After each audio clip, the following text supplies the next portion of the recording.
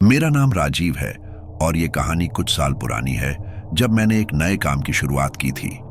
एक पुराने और कबाड़ हो चुके जहाज पर डेकहैंड का काम। उस जहाज का नाम था ब्लैक पर्ल और इसके बारे में लोगों के बीच कई तरह की अजीबोगरीब बातें फैली हुई थीं। लोग कहते थे कि यह जहाज शापित है और इसके अंदर कुछ ऐसे राज छुपे हैं जो किसी ने कभी सोचे भी नहीं होंगे। मुझे ये सब बकवास लगता था, पर जल्दी ही मुझे समझ आ गया कि ये बातें सिर्फ कहानियां नहीं थीं। पहले दिन की बात है जब मैं जहाज पर काम करने पहुंचा। ये जहाज काफी बड़ा था, लेकिन सालों से समंदर के किनारे खड़ा था और उस पर एक अजीब सा सन्नाटा पसरा हुआ था। हर तरफ बस खामोशी थी और ठंडी हवा के झोंके मेरी हड्डियों तक को कंपा देते थे। रात के वक्त तो माहौल और भी डरावना हो जाता था, जैसे कोई छुपकर मुझे देख रहा हो। एक रात जब मैं जहाज के कोने कोने को देखने निकला तो मुझे एक छोटा सा केबिन दिखाई दिया जो अंदर से काफी गंदा और वीरान था। उस केबिन के एक कोने में एक पुरानी और भयानक दिखने वाली गुड़िया पड़ी थी। वो गुड़िया धूल और जाले में लिपटी हुई थी, लेकिन उसके कांच के अजीब से चमकते हुए आंखों ने मेरा ध्यान खींच लिया। ऐसा लग रहा था जैसे वो मुझे देख रही हो। मैंने उस गुड़िया को उठाया और ध्यान से देखने लगा। उसके चेहरे पर एक अजीब सी मुस्कान थी जो मुझे अंदर तक डरा रही थी, लेकिन फिर भी जाने क्यों मुझे लगा कि ये एक पुरानी एंटीक चीज है और शायद इसे बेचकर कुछ पैसे कमा सकता हूं। मैंने उस गुड़िया को अपने सामान में रख लिया। जैसे ही मैंने उस गुड़िया को उठाया, अजीब चीजें होने लगीं। पहले तो मैंने सोचा कि शायद मेरा वहम है, लेकिन धीरे धीरे मैं समझने लगा कि यह महज एक इत्तेफाक नहीं था। उसी रात मुझे जहाज के गलियारों में किसी के चलने की आवाजें सुनाई देने लगीं, जबकि मैं जानता था कि वहां कोई नहीं था। कभी कभी ऐसा लगता जैसे कोई मेरे कानों में हल्की हल्की आवाज में कुछ फुसफुसा रहा हो। अगले कुछ दिनों में ये घटनाएं और भी बढ़ गईं। हर रात मुझे ऐसा महसूस होता जैसे कोई मेरे केबिन में आकर खड़ा हो जाता है और मुझे घूर रहा होता है। कई बार मैंने अपनी आंखें खोली, पर वहां कोई नहीं था। पर उस डरावनी खामोशी में भी मुझे लगता था कि कोई वहां है। फिर एक दिन मुझे एक पुराने क्रू मेंबर से पता चला कि ये गुड़िया किसी कप्तान की बेटी की थी जो इस जहाज पर कई साल पहले मरी थी। कहा जाता था कि वो बच्ची बहुत प्यारी थी और ये गुड़िया उसके लिए बहुत खास थी, लेकिन उस बच्ची की एक रहस्यमयी मौत हो गई थी और उसके बाद से ये जहाज और ये गुड़िया दोनों ही शापित माने जाते थे। जिन लोगों ने उस गुड़िया को छुआ उन्हें अजीब अजीब सी परेशानियां होने लगी और कुछ लोग तो गायब ही हो गए। ये सुनते ही मेरे रोंगटे खड़े हो गए, लेकिन अब तक मैंने इस डर को अपने ऊपर हावी नहीं होने दिया था। मुझे लगा कि ये सिर्फ एक अंधविश्वास है और मैं ऐसी बातों में नहीं फंसने वाला। लेकिन धीरे धीरे मुझे महसूस होने लगा कि ये सब सच है। रात में सोते वक्त मुझे उस बच्ची की आवाज सुनाई देती, जैसे वो मुझे बुला रही हो, राजीव मेरे पास आओ। उसकी आवाज मेरे कानों में गूंजती रहती थी। उस गुड़िया की आंखें हर बार और डरावनी लगने लगीं। अब मुझे लगने लगा था कि मैंने वाकई में कुछ बहुत बड़ा खतरा मोल ले लिया है। पिछली रात के डरावने अनुभव के बाद मेरा मन विचलित हो चुका था, लेकिन मैं फिर भी किसी तरह खुद को शांत रखने की कोशिश कर रहा था। एक तरफ तो मेरे अंदर ये जानने की जिज्ञासा थी कि आखिर उस गुड़िया की सच्चाई क्या है, और दूसरी तरफ डर था कि कहीं मैंने एक बहुत बड़ी गलती तो नहीं कर दी। उस गुड़िया की आंखों में कुछ ऐसा था जो मुझे खींचता लेकिन डर भी पैदा करता था। अगले दिन मैंने जहाज पर काम करने वाले एक पुराने कर्मचारी रफीक अंकल से इस बारे में बात करने का फैसला किया।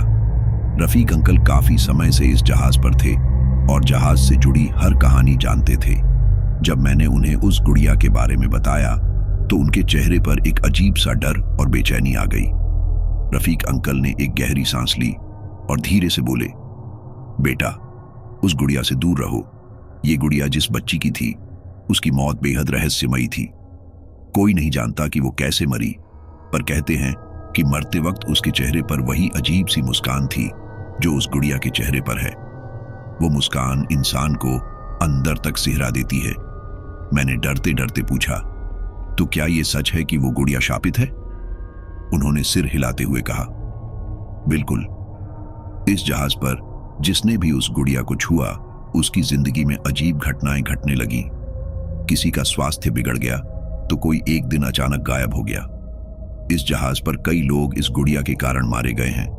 ये कोई साधारण गुड़िया नहीं है, इस पर उस बच्ची की आत्मा का साया है। रफीक अंकल की बात सुनकर मेरा दिल दहल गया, पर अब तक मैंने तय कर लिया था कि मैं इस गुड़िया की सच्चाई जानकर ही रहूंगा। रात होते ही मैंने गुड़िया को अपने केबिन में रखा और सोने की कोशिश की। कुछ देर तक सब सामान्य रहा, लेकिन फिर एकदम से मुझे ऐसा लगा जैसे कमरे का तापमान अचानक से गिर गया हो। ठंडी हवा का झोंका आया और उसी के साथ वो वहीं हल्की सी फुसफुसाहट की आवाजें भी शुरू हो गईं। मेरी सांसें रुक सी गईं जब मुझे लगा कि कोई धीरे धीरे मेरे पास आ रहा है। मैंने डरते डरते अपनी आंखें खोली और देखा कि वो गुड़िया मेरे बिस्तर के ठीक सामने रखी हुई थी। उसकी आंखें चमक रही थीं और ऐसा लग रहा था जैसे वो मुझे घूर रही हो। मेरे पूरे शरीर में एक सिहरन दौड़ गई। अचानक मुझे उस गुड़िया के पास से किसी छोटी बच्ची के हंसने की आवाज आई। वो हंसी इतनी भयानक थी कि मैं डर के मारे पसीने से तरबतर हो गया। मैं हिम्मत जुटाकर उस गुड़िया को उठाकर बाहर फेंकने का सोच रहा था, लेकिन तभी मुझे एक झटका लगा। जैसे ही मैंने गुड़िया को छूने की कोशिश की, मुझे लगा कि किसी ने मेरे हाथ को पकड़ लिया हो। मैं घबरा गया और पीछे हट गया। मेरी धड़कनें तेज हो गई थीं और मुझे समझ नहीं आ रहा था कि क्या करूं। रात भर मैं सो नहीं पाया। जैसे ही सुबह हुई, मैंने रफीक अंकल से जाकर सब कुछ बताया। उन्होंने कहा, बेटा, अब तुम्हारे पास एक ही रास्ता है। तुम्हें इस गुड़िया से माफी मांगनी होगी और इसे वहां वापस रख देना होगा जहां से तुमने इसे उठाया था। पर मुझ में एक जिद्दीपन भी आ चुका था।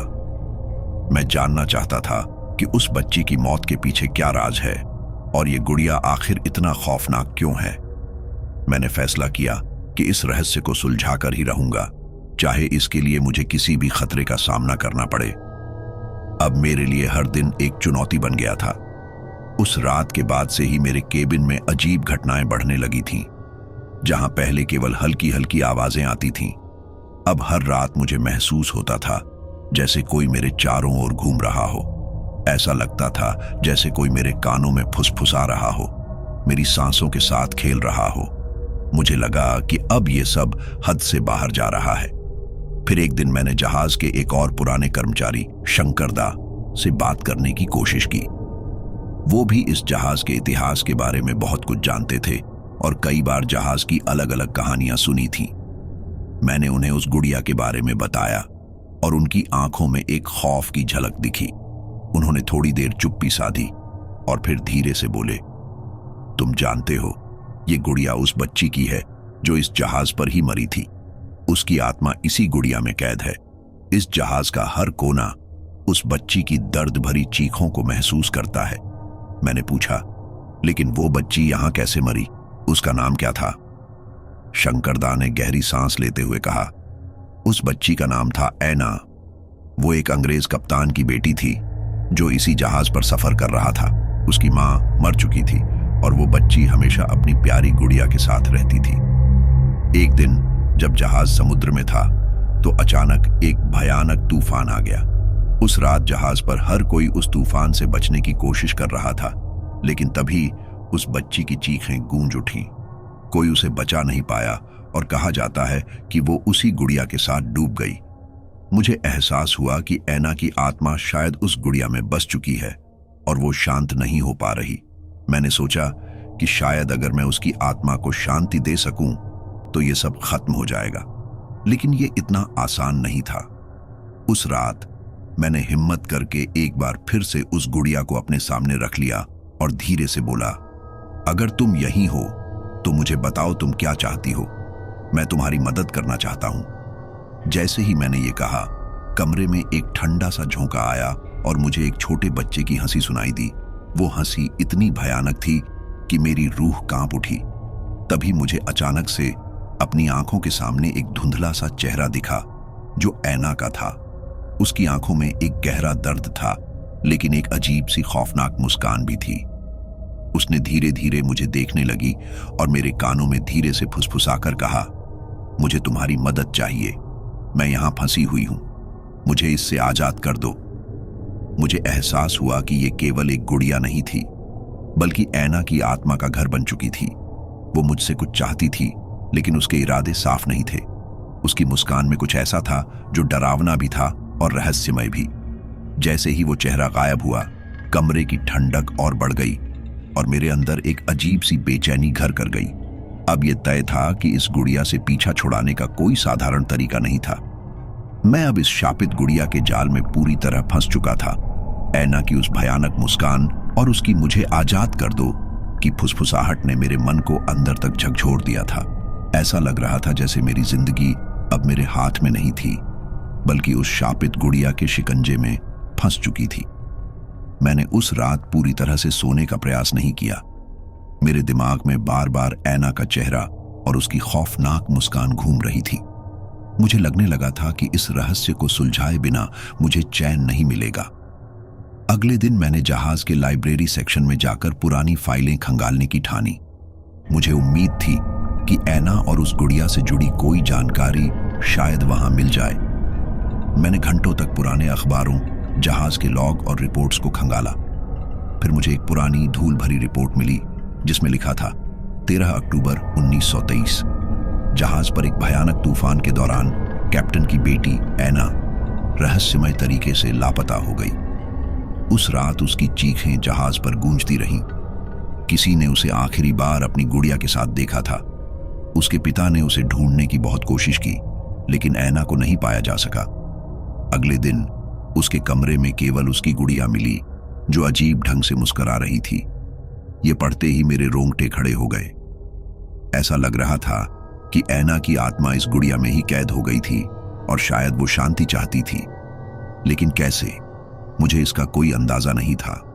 उस रात मैं फिर से अपने केबिन में आया, लेकिन इस बार मैंने फैसला किया कि मैं उस गुड़िया के सामने बैठकर उससे सीधे बात करूंगा। मैंने उसे अपने सामने रखा और एक मोमबत्ती जलाकर उसके पास बैठ गया। मेरी धड़कनें तेज हो रही थीं, लेकिन मैंने खुद को हिम्मत दी। मैंने धीरे से कहा, ऐना, अगर तुम मेरी बात सुन रही हो तो मुझे संकेत दो। मैं जानना चाहता हूं कि तुम्हें कैसे शांति मिलेगी। तभी उस मोमबत्ती की लौ अचानक तेज हो गई और मुझे अपने कानों में फिर से वो भयानक हंसी सुनाई दी। इस बार वो हंसी किसी बच्चे की नहीं, बल्कि एक खौफनाक महिला की लग रही थी। ऐसा महसूस हुआ जैसे ऐना की आत्मा अब पूरी तरह जाग चुकी थी और उसकी हरकतें डरावनी होती जा रही थीं। अचानक कमरे की दीवार पर एक परछाई उभर आई, जो धीरे धीरे ऐना के चेहरे में बदल गई। आंखें मुझे घूर रही थीं और उसके चेहरे पर वो खौफनाक मुस्कान थी। उसने धीरे से कहा, तुमने मुझे जगाया है, अब तुम्हें मेरा दर्द समझना होगा। मेरी मौत एक हादसा नहीं थी, मुझे मारा गया था। मेरी आत्मा को इस जहाज पर एक अंधेरे में कैद कर दिया गया था। ये सुनते ही मेरे होश उड़ गए। मैंने कंपकंपाते हुए पूछा, तुम्हारी मौत कैसे हुई और तुम्हें कैद किसने किया? लेकिन ऐना कुछ जवाब देने की बजाय गायब हो गई। कमरे की ठंडक और बढ़ गई और ऐसा लगा जैसे उस गुड़िया की आंखें मुझे और गहरी नजरों से घूर रही थीं।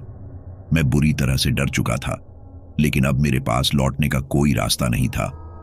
इस रहस्य को सुलझाना ही मेरा मकसद बन चुका था। अब इस जहाज पर एक एक रात मेरे लिए मौत से कम नहीं थी। ऐना का चेहरा, उसकी खौफनाक हंसी और वो भयानक मुस्कान हर पल मेरे दिमाग में घूम रही थी।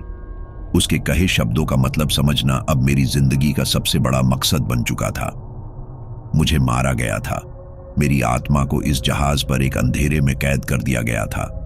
मैंने जहाज के पुराने कर्मचारियों और बाकी स्टाफ से भी ऐना और उस रात की बात करने की कोशिश की, लेकिन हर कोई अजीब बहाने बनाकर मुझसे दूर हो जाता।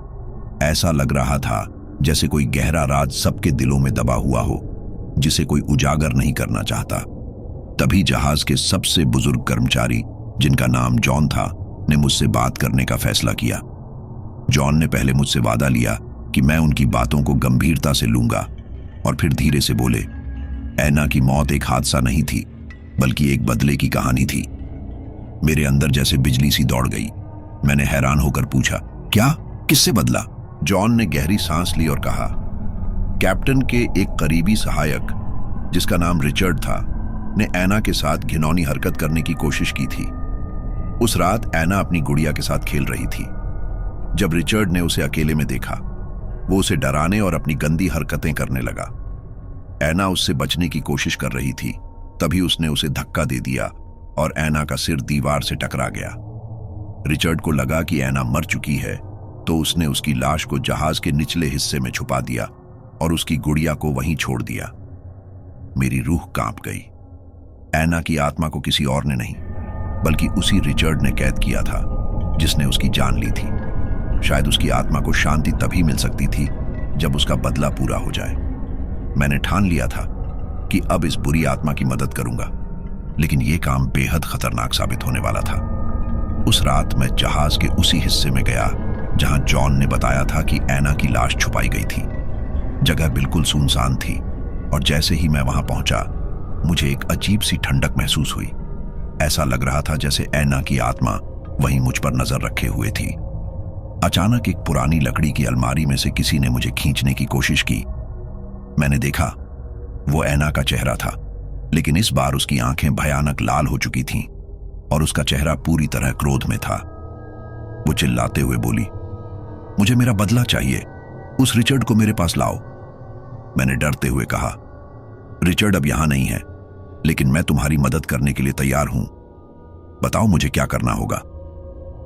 तभी उसकी चीखें शांत हो गईं और उसने धीरे से कहा, तुम्हें मेरी आत्मा को मुक्ति दिलाने के लिए उस गुड़िया को आग में जलाना होगा, लेकिन याद रखना, यह इतना आसान नहीं होगा। जैसे ही तुम उसे जलाने की कोशिश करोगे, मेरी आत्मा का गुस्सा और भी बढ़ जाएगा। अब मेरे पास कोई और रास्ता नहीं था। अगले दिन मैंने उस गुड़िया को उठाया और जहाज के एक खाली हिस्से में जाकर उसे जलाने की तैयारी करने लगा। लेकिन जैसे ही मैंने माचिस जलाई, पूरे कमरे में एक भयानक चीख गूंज उठी। ऐसा लग रहा था जैसे एना की आत्मा ने मुझे जलाने से रोकने के लिए अपने क्रोध की सारी हदें पार कर दी हों। कमरा हिलने लगा, चीजें इधर उधर उड़ने लगीं और अचानक मुझे लगा जैसे कोई मुझे जमीन पर पटकने की कोशिश कर रहा हो। मेरी आंखों के सामने अंधेरा छा गया और मुझे एना की भयानक परछाई दिखाई देने लगी। उसने गुस्से से मेरी तरफ देखते हुए कहा, तुमने मुझे जगाया है, अब मैं तुम्हें चैन से नहीं रहने दूंगी। लेकिन मैंने हिम्मत नहीं हारी।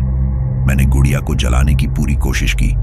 आखिरकार जब आग की लपटों ने उस गुड़िया को घेर लिया, तो एक जोरदार चीख गूंज उठी और पूरे कमरे में एक भयानक सन्नाटा छा गया।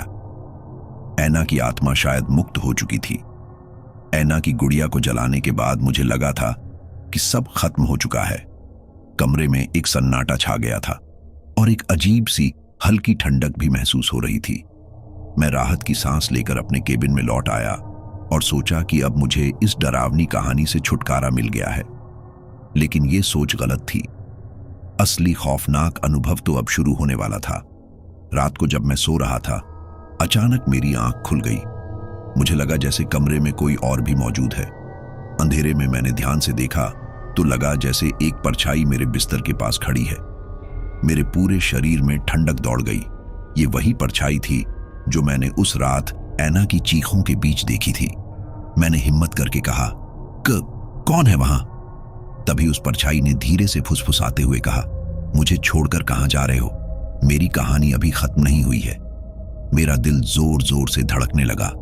ये वही एना की आवाज थी, लेकिन अब वो और भी ज्यादा खौफनाक और गुस्से से भरी लग रही थी। मैंने कांपते हुए कहा, लेकिन मैंने तुम्हारी गुड़िया जला दी, तुम्हें मुक्ति मिल गई होगी। तभी वो परछाई धीरे धीरे मेरे करीब आने लगी। अब उसके चेहरे पर एक भयानक मुस्कान थी और उसकी आंखें जलती लाल हो रही थीं। उसने फुसफुसाते हुए कहा, गुड़िया को जलाने से मेरी आत्मा को मुक्ति नहीं मिली। मुझे बदला चाहिए था और रिचर्ड ने मुझे मारा था। उसका हिसाब अभी बाकी है। मुझे समझ में आ गया कि एना का बदला पूरा नहीं हुआ था। उसकी आत्मा अभी भी दर्द और गुस्से में थी। मुझे एहसास हुआ कि रिचर्ड की कहानी को बिना पूरी तरह सुलझाए मैं इस बुराई से छुटकारा नहीं पा सकता। अगले दिन मैंने फिर से जॉन से बात करने का सोचा।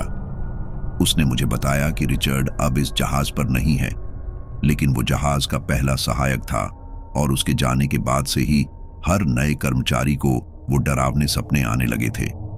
कोई भी यहां रात रुकने को तैयार नहीं होता था। जॉन ने मुझसे कहा कि अगर रिचर्ड की आत्मा कहीं पर है तो वो इस जहाज के सबसे पुराने हिस्से में हो सकती है, जहां ऐना की चीखें भी गूंजती थीं। अगली रात मैंने हिम्मत करके उस पुराने हिस्से में जाने का फैसला किया। वहां जाने पर मुझे ऐसा लगा जैसे किसी ने मेरे शरीर को भारी जंजीरों से बांध दिया हो। वहां का माहौल अजीब और डरावना था। जैसे ही मैं अंदर गया, मेरे कानों में रिचर्ड की आवाज गूंजने लगी, तुम यहाँ क्या कर रहे हो? ये जगह तुम्हारे लिए नहीं है। मैंने कांपते हुए कहा, तुम्हें ऐना की आत्मा को मुक्त करना होगा।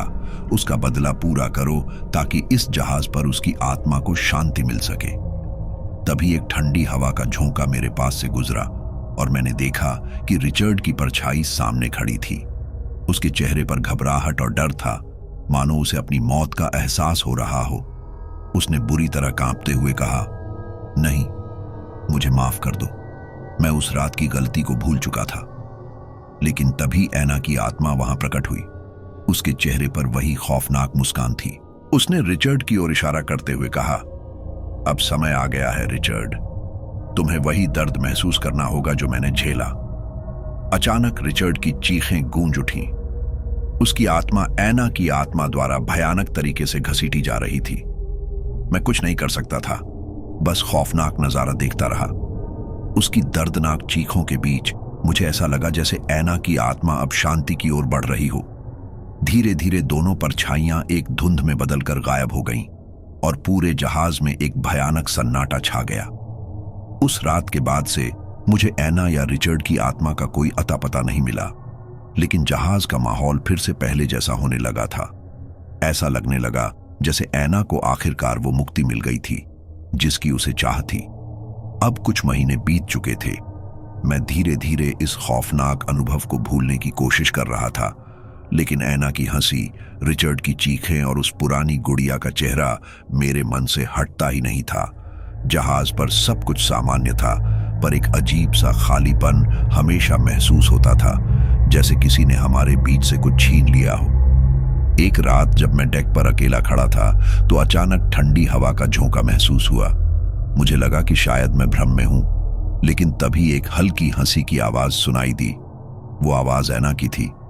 मेरे रोंगटे खड़े हो गए। मैंने चारों तरफ देखा, लेकिन वहां कोई नहीं था। जैसे ही मैंने वापस केबिन में जाने के लिए कदम बढ़ाया, मेरे कानों में वही आवाज गूंजने लगी, तुमने मेरा बदला पूरा किया, पर इस जहाज की कहानी अभी बाकी है। मैंने चौंक कर पीछे देखा, लेकिन वहां कोई नहीं था। मैंने खुद को समझाया कि ये सब मेरे मन का वहम है, लेकिन मेरे कदम अपने आप उस पुराने हिस्से की ओर बढ़ गए जहां मैंने ऐना और रिचर्ड की आत्माओं का सामना किया था। जैसे ही मैं वहां पहुंचा, मुझे उस अंधेरे कोने में एक हल्की सी रोशनी दिखाई दी। जब मैंने करीब जाकर देखा तो वहां वही पुरानी गुड़िया पड़ी थी जिसे मैंने अपने हाथों से जलाया था। मेरा दिल धक धक करने लगा। ये कैसे हो सकता था? मैंने इसे खुद जलाया था, फिर ये यहां कैसे वापस आ गई? तभी अचानक गुड़िया की आंखें लाल हो गईं और एक खौफनाक आवाज गूंज उठी, तुमने मुझे मुक्ति दी, लेकिन तुम इस जहाज को कभी छोड़ नहीं पाओगे। मेरी आत्मा का हिस्सा हमेशा इस गुड़िया में बसा रहेगा, और जो भी इस जहाज पर आएगा उसे मेरे दर्द और बदले की कहानी फिर से सुननी पड़ेगी। मेरे हाथ पैर ठंडे पड़ गए। मुझे समझ में आ गया कि ऐना की आत्मा का एक हिस्सा अब भी इस गुड़िया में कैद है और वो कभी इस जहाज को छोड़कर नहीं जाएगी। ऐना की बदला लेने की इच्छा ने उसे एक शापित आत्मा बना दिया था जिसे अब कभी शांति नहीं मिल सकती थी। मैंने हिम्मत जुटाई और गुड़िया को वहां से उठाकर समुद्र में फेंकने का सोचा ताकि ऐना की आत्मा को हमेशा के लिए मुक्त कर सकूं। मैं उसे लेकर डेक पर पहुंचा और जैसे ही उसे समुद्र में फेंकने के लिए झुका, उसने मेरी कलाई कसकर पकड़ ली। ऐसा लगा जैसे किसी अदृश्य शक्ति ने मुझे जकड़ लिया हो। मेरी सांसें थमने लगीं और मुझे ऐना की भयानक हंसी सुनाई देने लगी। उसने कहा, तुम मुझे कभी खत्म नहीं कर सकते। मैं हमेशा यहां रहूंगी, हर उस शख्स के साथ जो इस जहाज पर कदम रखेगा। तुमने मुझे शांति देने की कोशिश की, लेकिन अब मैं तुम्हारी आत्मा को भी अपने साथ ले जाऊंगी। उसकी आवाज में ऐसा खौफनाक गुस्सा था कि मेरी पूरी शक्ति मानो सूख गई। मैं उस गुड़िया को फेंकने में नाकाम रहा और वो मेरे हाथों से गिरकर फिर से डेक पर पहुंच गई। उसकी लाल आंखें मेरी ओर घूर रही थीं जैसे मेरे हर कदम पर नजर रख रही हों। उस रात के बाद मैंने इस जहाज को छोड़ने का फैसला किया, लेकिन जब भी मैंने जाने की कोशिश की, कोई ना कोई अजीब घटना घटने लगती। कभी जहाज के दरवाजे अपने आप बंद हो जाते, कभी मेरे केबिन में अजीब सी सरसराहट की आवाजें आने लगती। ऐसा लगने लगा था जैसे इस जहाज ने मुझे भी अपने अंदर कैद कर लिया हो। अंत में मैंने इस जहाज पर ही रहने का निर्णय कर लिया, क्योंकि ऐना की आत्मा मुझे कभी शांति से जीने नहीं देगी। वो मुझे अपनी कहानी का हिस्सा बना चुकी थी और अब मैं भी उसी शाप का एक किरदार बन गया हूं। आज भी इस जहाज पर लोग रात के अंधेरे में एक पुरानी गुड़िया की हंसी सुनते हैं और एक परछाई देखी जाती है जो हर किसी के पीछे चलती है। कोई नहीं जानता कि यह शाप कब तक रहेगा, लेकिन जो भी इस जहाज पर आता है उसे ऐना की कहानी और उसकी दर्द भरी चीखों का सामना करना पड़ता है।